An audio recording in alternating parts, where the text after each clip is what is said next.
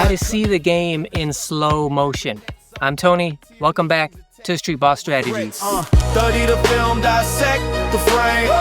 Know the why, not just the name. My brain accelerates, the pace inflates. Body gotta match the mind's insane state. Today we're talking about slowing the game down so the game goes in slow motion for you and for nobody else. Or at least it goes slower for you than it does for everyone else. I was originally gonna call this video like how to slow the game down, but then that could be like talking about like the pacing of the game, and I didn't want to make that I didn't want to have that mistake being made. So instead we're talking about how to perceive the game in slow motion. This is something that not only is possible, but can be taught and learned and improved upon throughout your career. It's the same as anything else where like some people are going to be better at it than other people. Like some people can't do it at all. Some people are amazing at it. You're probably somewhere in the middle. But the whole point is whether or not you've heard of this before, seen it before, you're like actively looking, try to integrate it into your game. We're going to talk today about how you can establish it and then improve it to the best of your ability. I want to start with the talent to be able to do this. I talk a lot about talent on this channel because it fascinates me. It's like hitting the genetic lottery because it's just something you're either born with or not. But I don't think it's like a light switch where like you either turn on and use your talent or you turn it off and don't use it. I think it's more like a dimmer switch. Through work and improvement, turn that dimmer switch up and improve it over time. So you're born with the talent, but then you can also work on it to refine it and make it better and maximize it as well. For me, I think I was born with that talent, but it was also something that, because I recognized it, I was aware of it, I was grateful that I did have it and I was able to actually identify that I had it at an early age. I was then able to also work on it and improve it over time. And so the great thing about that is like, even if you feel like you're not born with that talent, doesn't mean you can't develop it to a certain degree. I think everybody has the ability, it's just it's innately stronger in some than others. You can improve it and maximize it for whatever talent you may or may not have. But you can't control whether or not you were born with the talent or not, but you can completely control the work you put into refining what of it that you already have. You control the amount of work that goes into maximizing whatever it is you do have. And that's universal for everybody. So it's universal for the most talented players, and it's universal for players that feel like they have no talent for it whatsoever. If you have no talent, you can still put in just as much work as the most talented players and still make improvements. The point I'm trying to make and get at is that if you want to slow the game down, if you want it to be in slow motion in your mind, the way you perceive it, most of that, accomplishing that is going to come from the studying that goes into it. And I say studying because that slow motion effect, that perception comes from having a hyper awareness of what's going on in the court so that it slows down in your mind, because what's really actually happening is that, of course, the game itself, like time is not slowing down just for you and everybody else, like you're moving fine in normal time and motion and everybody else is slow. Obviously, that's not happening. What's happening is your brain, your mind is moving faster than everyone else's. So time is affecting everyone the same way, but your brain is processing things faster than everyone else's brain, so that to you, the game is slowing down and everyone else, they're all in slow motion and now you're still in regular motion time. The question is, how do you get your brain and your mind to be hyperactive like that, to be hyper reactive to what is going on in the court? And really, it comes down to awareness. Are you aware of what's happening and how and why? So it's not just what's happening. You need to understand how it's happening and why it's happening. So most players, casual players, who try to delve into building this slow motion and like developing that skill, they'll go as far as trying to put in a little bit of work, a little bit of homework and studying and understanding of the awareness of what's happening on the court, but the real depth to it, the real ability to slow things down or accelerate your mind to the next degree and the next level is knowing how things are happening, knowing why things are happening, because that allows you to then predict with much more certainty, much more predictability. It allows you to be more accurate as to guess what's happening next. If you understand how and why something happened to get you to the current point, then it's much more likely that you accurately guess what's going to happen in the next possession or possession after that or pass or where people are going to move. And if you understand how and why things got to be where they are right now, you'll understand how and why things are about to happen. But if you only understand what's happening right now, then there's only so much awareness that you can have. Thus, there's only so much slowing down of the game that you can achieve. And you educate yourself by studying the game. Now, something that a lot of players they either don't think of or they disregard is the primary way, the best probably way to study the game is for you to study yourself, your game. If you want to know what you're doing on the court, thus how you can slow your game down,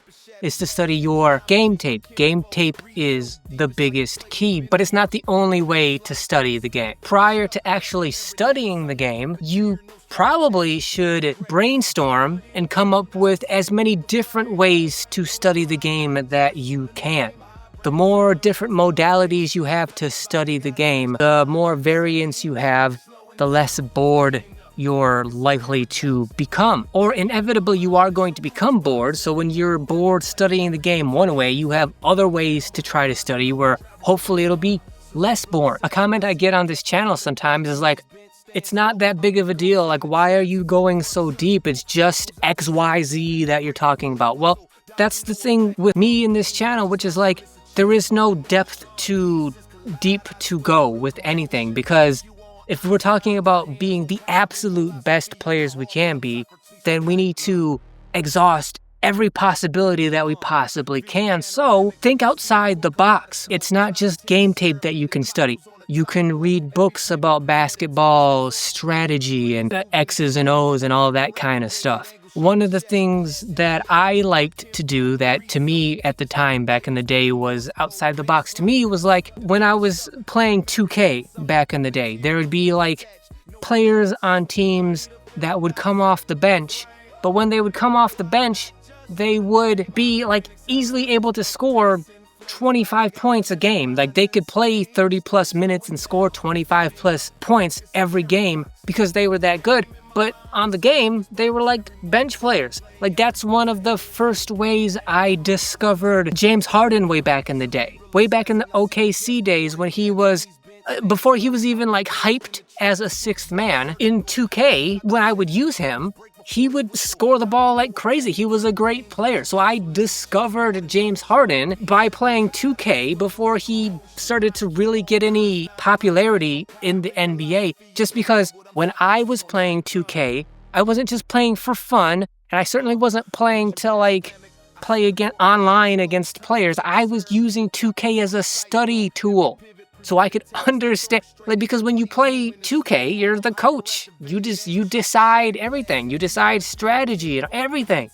So I was using it as a study tool back in 2005 or whatever it was. That's what I mean by think outside the box. Don't just restrict yourself to like watching YouTube or watching your own personal game tape. As much energy you are going to put into studying the game, initially put that energy into finding as many different ways to study the game that you can think of. And then once you're actually studying the game and you start to find yourself getting bored, put more energy into trying to come up with more ways. But know that like when you start to become bored, that's your baseline. That means you're just getting, like if you're studying the game and you haven't gotten bored yet from watching your game tape 1,000 times, you haven't really started yet. Because the boringness, like when you start to feel like I'm tired of this, I want to do something else or whatever it may be, that's the first indicator that your awareness starting to be where it needs to be so that you can slow the game down. Because like I was talking about with like the ability for certain players to slow the game down depending on like how talented they are, you can also do that to a certain degree with how hyperactive you make your brain. But being bored is only the sort of like when you start to become bored, that's like your first indicator that you're starting to go down that path. You're not firmly down it yet. You will feel like you are, but you're not. You've just started. Once that first time that wave of boredom hits you, now your journey has just started. Like, that's a good thing. The boredom that's going to come, the repetitiveness, the tedium that you start to feel, that's a good thing. That means you have started down the path. Follow that path. Keep going. Push through the boredom. Keep studying, because the more you go beyond that, the more you're training your mind to be hyperactive. The more hyperactive your brain is, the more you're going to be likely to have the ability to slow the game down. Because no matter who you are, no matter how talented you are at it, no matter how hard those talented players work at it, for all of us, it's still more random. The slow motion effect is more random than we would like it to be. It's never completely within our control, but you greatly increase the possibility of it happening the more hyperactive you make your brain and your mind, and you do that by more and more studying. So we've established that it's not the game itself that's slowing down. It's about accelerating your mind. So if that's what we're doing, and we're doing that through studying the game and having a heightened awareness that you have more than anyone else has. If that's the mental side, now let's address the physical side, which is if you have the ability to slow the game down with your mind, can your body keep up with your mind? Because remember, it's not time itself is slowing down. You're not actually slowing down your teammates or your opponents. It's that your mind's working faster than theirs. So now the question then becomes, if you're able to do that on a more regular basis, can you then accelerate your body to keep up with your mind? Because if your mind slows the game down, but your body can't keep up with your mind, how effective are you ultimately going to be as a player? So then this ability becomes multi-layered, because not only are you studying mentally to elevate your mind so that it's faster than everybody else's, but it almost becomes useless to do so if you don't match that intensity physically. If your body is not prepared to react to what your mind can do, then being able to slow the game down is not going to matter if from a physical standpoint you really can't take advantage of it. So that means simultaneously, as you're studying, you're going to have to be able to physically train your body to match the heights that you're taking your mind to, or vice versa. Because if the goal is slow motion, elevate your mind, then you want to be able to take advantage of every aspect of it. Like, if you're just the coach and you're just watching, then that's one thing, because you don't actually have to physically be in the game and participate. But if we're talking about you're in the game and you're playing, you're trying to slow everything down, then if your body can't keep up with what your mind is able to do, then that almost negates all of the studying that you've already put in. A little bit more power. Now, going about this training is going to be up to you to sort of figure out, because it's your game and your body and your strengths and weaknesses in terms of how you're physically going to train. But a lot of that's going to be like you spend like your days training and your nights studying. Like, that's perfectly fine. But again, something like that can become stale and tedious and repetitive, and you can get bored of doing that, which is only natural to do so. So that's the same kind of thing where you're gonna have to think outside the box, and you're gonna have to think about different ways that you can train while at the same time studying the game, so that it doesn't get overly boring, so that you don't want to like give up and quit. If you can develop ways, like the ideal way to approach this would be like a way to study while at the same time training, like physically training while mentally studying at the same time. Something like that could be like running on a treadmill while watching your game tape. Like, that's probably the easiest and obvious answer to how you could do both at the same time. If you can think outside that box and think of better ways to incorporate both at the same time, now you're really giving yourself an advantage that no one else is doing. You're doing both at the same time, accelerating and elevating both when probably your opponents and your contemporaries aren't doing either. So if you can figure out ways to incorporate both and keep it fresh so that you don't get bored, you're giving yourself an advantage that most other players probably just aren't. Lastly, we have to end with the psychological aspect of how to accomplish this skill as well. So from the psychological aspect of being able to hyper elevate your mind and slow the game down, that can't be achieved unless you yourself are actually calm. Have you ever heard of a player describing having this ability, like executing it or being in the zone, while at the same time kind of being like frantic and out of control or anxious or anything like that? Like, that's never happened. That's because in order for the game to slow down, innately you have to be calm in order for that effect to even grab hold and take place. It's a good thing that we talked about the mental and the physical aspects first, because the more mentally and physically capable you are, that just innately, organically builds confidence. And the more confidence you have allows you to then be just naturally more calm, because you're earning confidence as you go. You're earning confidence as the better you understand the game. You're earning confidence the more physical ability you have to execute the skills that you've learned. When you match that confidence up with the experience that you have through competition on the court and then studying that over and over again and all the pattern recognition that comes from doing so, that confidence will allow you to just naturally be calm. If you find yourself out here and you're kind of panicking, like psychologically, like you're anxious and the game seems to be going really quickly and your mind can't keep up, it's very unlikely that you're going to be able to flip a switch, slow the game down, and now everything's going in slow motion for you. So I can tell you to be calm, but really what I'm saying is, like, you gotta earn it through the confidence that's built through all of the studying and all of the training. And as long as, like, if you can get to the point where you're not pushing for it, if you're trying to force yourself to get into the position where the game is going to slow down, it's probably not going to happen. And if it does, it's probably going to be more random than you forcing it to happen. It's going to be out of your control. If you want it to happen organically and naturally more often, it's all about putting those three elements together.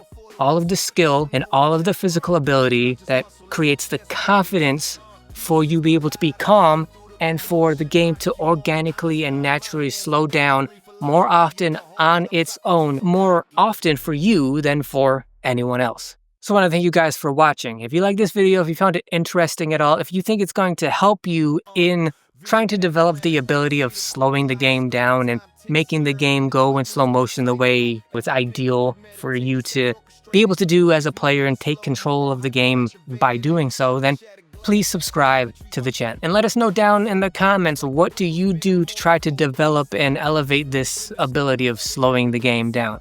But before you comment, make sure you hit that thanks button down below, because not only does hitting that thanks button make your comment stand out from everybody else's, it highlights it so it stands out, but it also directly supports the channel when you hit that button. So for anyone that does hit that thanks button, I genuinely appreciate it. As always, like, share, comment. Like I said, make sure you hit that notification bell so you're notified whenever any video goes live on this channel. And until then, I'll see you guys next week. Cerebral assassin, I see the gaps before the gaps. Knees bent, stand slow, I'm the ghost in the traps. Footwork surgical, ankles I dissect. Defenders break before the whistle, domino effect. The game's not just muscle, it's a chessboard in motion. Pieces collide, I swim through the commotion. IQ on Einstein, my hands on Kyrie. Philosophy of the hardwood, I'm Socrates on Nike.